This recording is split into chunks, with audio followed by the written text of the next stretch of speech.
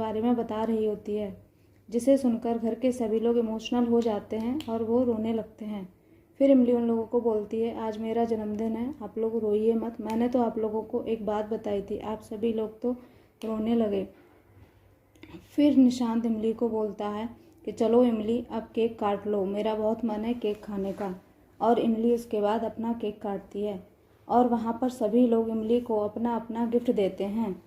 तभी वहाँ मालिनी के दादी और पापा भी आते हैं और वो लोग भी इमली को अपना गिफ्ट देते हैं। जब इमली की दादी जो कि मालिनी की भी दादी हैं, इमली को गिफ्ट देती हैं तो आदित्य सोचता है कि ये दोनों लोग इमली के लिए इतना महंगा गिफ्ट क्यों लाए, और इमली उस गिफ्ट को लेने से मना कर देती है।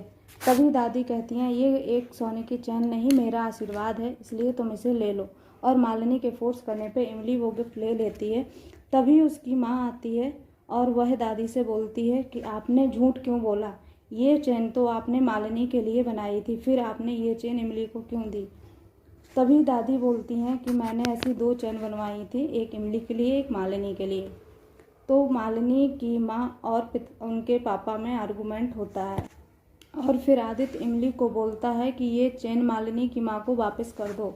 जब इमली चैन वापस कर रही होती है तो मालिनी उसको रोक देती है और बोलती है, ये दादी का गिफ्ट है, तुम इसे वापस नहीं कर सकती, मैं बोल रही हूँ इसलिए तुम इस गिफ्ट को रख लो। और अपनी माँ को समझाती है कि माँ, फिर कोई ऐसा तमाशा मत करो, आज उसका जन्मदिन है, इसलिए आप ऐसा कुछ मत सुनाओ उसे। पार्टी ख़त्म हो जाती है और सभी लोग अपने अपने कमरे में चले जाते हैं।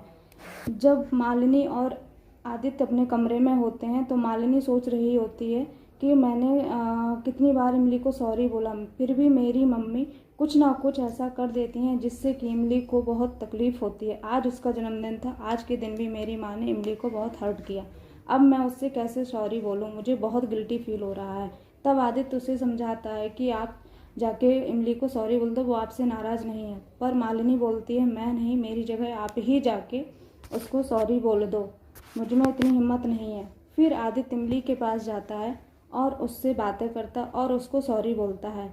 तब इमली बोलती है कि सभी लोग मुझे ऐसे सुनाकर क्यों चले जाते हैं, आज तो मेरी कोई गलती भी नहीं थी। तब आदित्य इमली को समझाता है और बोलता है कि सबकी तरफ से मैं सॉरी बोलता हूँ, तुम रो मत, अभी रोना बंद करो और चलो मेरे साथ बाहर चलते हैं।